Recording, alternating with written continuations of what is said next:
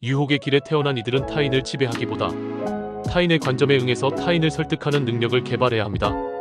경력 지향적인 이들은 집행 능력을 갖추고 있지만 일부 독재적 성향이 있는 고압적 보스가 되는 경향도 있습니다. 전문직 및 사생활 모두의 코스에서 이들은 타인에 대한 자신의 접근법을 철저히 점검함으로써 이득을 얻을 수 있음을 발견하기 쉽습니다. 따라서 이들은 자신의 바람에 타인이 응하기를 요구하기보다 자신의 바람에 응하도록 타인을 유혹하는 방법을 체득함으로써 자신의 관리 스타일을 진정시키는 법을 체득할 것입니다. 유혹의 예술을 체득하는 것은 이들이 타인들의 욕구와 욕망을 관찰해서 공감하고 그 다음 타협하기 위해 타인들의 욕망이나 원함과 관련하여 자신의 것을 배치하기를 요구합니다. 이들의 공부는 부모 노릇에 관한 기술 개발을 수반하는데 따라서 이들은 협력자와 사랑하는 사람을 똑같이 양육하고 지지하는 법을 체득할 것입니다. 이렇게 되면 이들은 자신이 새로 찾은 접근법이 주는 이득이 사업과 레저 모두에서 얼마나 풍부할 수 있는지를 발견하는 것은 이들을 깜짝 놀라게 할지도 모릅니다. 이들의 높아진 책임감 탓에 이들은 자주 자신의 목적을 달성하기 위해 타인에게 무엇을 할지를 말하거나 타인을 지배하려고 합니다. 이들은 주변 사람들에게 적대적인 행동이 아니라 자신이 가장 잘 알고 있다는 자기 믿음의 표현으로 자신의 의지를 강요합니다. 사실 헌신에 관한 대단한 능력을 가지고 있는 이들은 자신을 따르는 사람들의 삶에 이바지하고 싶어 합니다. 다만 이들이 자신의 목적을 달성하기 시작하는 방법이 조금 어려워 보일 뿐입니다. 감정적인 거리두기에 대한 엄청난 능력을 보유한 이들은 자주 자신의 활동이 타인에게 미칠 영향을 고려하지 않습니다. 이들은 너무 책임감 있고 열심히 해서 자주 일부러 자신의 일을 떠넘기지 않고 수고를 덜기 위해 선수 그 일을 하기로 선택합니다. 그 결과 이들은 일과 걱정으로 자신에게 과도한 짐을 지우게 됩니다.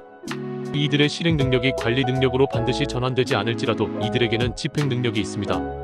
이들의 재능은 효율적인 구조의 창조, 재정적인 운영 예측, 혹은 전략적 사고방식에 훨씬 더 묻혀 있을지도 모릅니다. 그러나 이들의 관리 스타일이 너무 자신만의 선을 위해 직설적일 수 있으므로 그 스타일은 많은 것이 충족되지 못하게 합니다. 협력자와 직원들은 명령을 외쳐대며 압제적인 경향이 있는 고압적인 사람으로 이들을 봅니다. 물론 이들 자신은 상황을 결코 이런 식으로 바라보지 않습니다. 이들은 자신을 자신감 있고 유능하며 책임감 있는 사람이 되려는 용기와 마음씨를 지니고 있다고 봅니다. 타인이 무능력하고 열등하며 멍청하다고 암시하는 이런 태도는 타인의 감정을 상하게 하는 경향이 있습니다. 대체로 이들에게는 좋은 의도가 있고 이들의 마음씨는 진심인데 단지 이들의 방도는 일부 작업이 필요할 뿐입니다. 이들은 자신의 전문직 및 사생활 모두에서 명령을 요구하기보다는 자신의 요청에 따르도록 타인을 설득하는 방법을 체득해야 합니다. 통제나 영향력에 대한 자신의 욕구 때문에 이들은 사람들과 관계를 그만둘 것 같지 않습니다. 하지만 이들은 지배에서 설득으로 이동하면서 타인들을 통제하려고 시도하는 방식을 명령을 내리는 것에서 유혹으로 탈바꿈시켜야 합니다. 이런 접근법에서 주요 차이점은 바로 숙고와 평등주의입니다. 설득의 활동에서 상대방은 아랫사람이 아니라 동등한 사람으로 대우받습니다.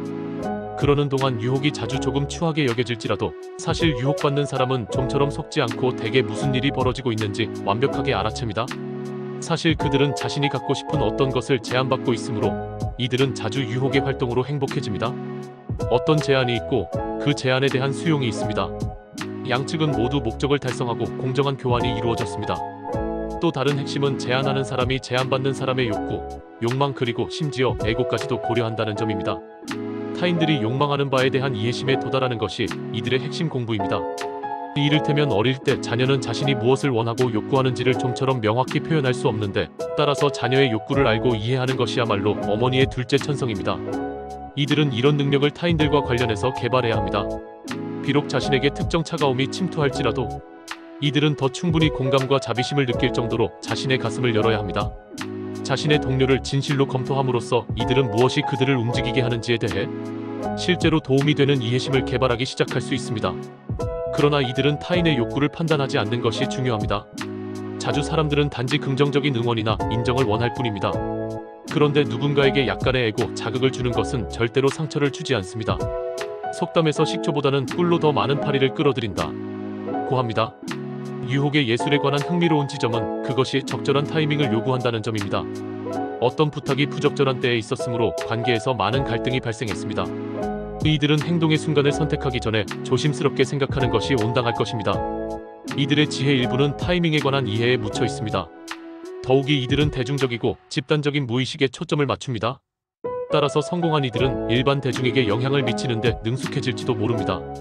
이들은 결국 타인들을 설득하기 위해 집단적 상징 및 강력한 심상을 불러내기 시작할 것입니다. 이들은 주목받기를 좀처럼 즐기지 않으므로 빈번히 무대 뒤에서 작업할 것입니다. 하지만 이들에게는 공유할 메시지가 있고 타인들이 그것을 더 쉽게 받아들이게 만드는 방식으로 그 메시지를 전달하는 방법을 체득하는 것은 이들의 특기입니다. 이들이 정통한 마케팅 담당자일 수 있음을 발견하는 것은 놀랍지 않을지도 모릅니다. 마케팅의 전체적 목적은 시장의 욕구를 확인해서 그 욕구를 채워주고 누구든 그 욕구에 관해 알게 하는 것인데, 이 모든 것은 이들의 다양한 재주를 요구합니다. 이들의 명예심은 이들이 원하는 것을 얻기 위해 도덕적 편법, 거짓말 아니면 진실을 반쯤 말하는 것을 배제하므로 이들이 그렇게 하는 것에 좀처럼 의지하지 않으리라는 점은 주목돼야 합니다. 이들은 고된 작업과 준비를 통해 논쟁에서 항상 이깁니다. 이들은 논리적인 추론과 데이터에 대한 사랑을 엄청난 관찰력과 결합해서 자신이 제시하는 어떤 주장이든 난공불락으로 만듭니다. 태도는 중요한 고려사항입니다. 완벽하게 통제하는 듯이 보이려는 욕구를 놓아버리기, 간혹 타인들로 하여금 지배하도록 허용하기, 또는 단순히 일부 연약함을 보이기는 엄청난 결과를 성취할 수 있습니다. 이들이 자신의 독재적인 경향을 놓아버리고 관계가 더 민주적이 되도록 허용할 때 네트워킹은 실제 재능이 될 수 있습니다. 이들만큼 재능은 당신이 아는 것이 아니라 당신이 아는 사람이라는 점을 알아채는 사람은 거의 없습니다. 진보해가면서 이들은 자신의 모든 관계의 질이 개선됨을 발견할 것입니다. 타인들은 이들의 접근법이 더 부드러워짐에 따라 이들에게 더 수용적이 될 것입니다. 이들은 자신이 가진 것을 고수하는 사람입니다. 이들은 자주 삶의 모든 기간에 걸쳐 우정을 쌓으며 심지어 어린 시절까지 돌아갑니다. 한결같이 이들을 지지해왔던 친구들과 가족은 그들의 욕구에 대해 이들이 새로 발견한 자각과 이해심을 대단히 즐길 것입니다. 어떤 면에서 보면 이들이 인생 후반부에 깨닫게 될지도 모를 진정한 목표는 이들이 타인들을 위한 후원의 원천이 되는 것입니다. 또한 자신의 야망을 추구하는 데 많은 세월을 보냈던 이들은 스스로 자그마한 유혹을 위해 준비될 수도 있을 것인데, 즉 자신으로 하여금 느긋함의 즐거움, 여가 활동 그리고 자기 천성에 더 열정적이거나 심리적인 측면에 유혹되도록 허용할지도 모릅니다. 이것은 이들이 갑자기 로맨틱한 포식자가 된다는 것, 즉 자신의 동무에 들러붙는 것을 암시하지 않습니다. 그러나 아마도 이들의 배우자는 이들의 동무가 어떤 새로운 트릭을 개발했음을 발견하고는 깜짝 놀라게 될지도 모릅니다. 유혹의 길에 태어난 이들을 묘사할 때 옛날 이야기인 천일야화가 연상됩니다. 여자 주인공 쉐에라자드는 자신이 사마르칸트 왕의 궁전에 있음을 알아차렸습니다. 일단 왕의 방문을 받은 궁전의 여성은 모두 사형에 처해지는 것이 방침이었습니다.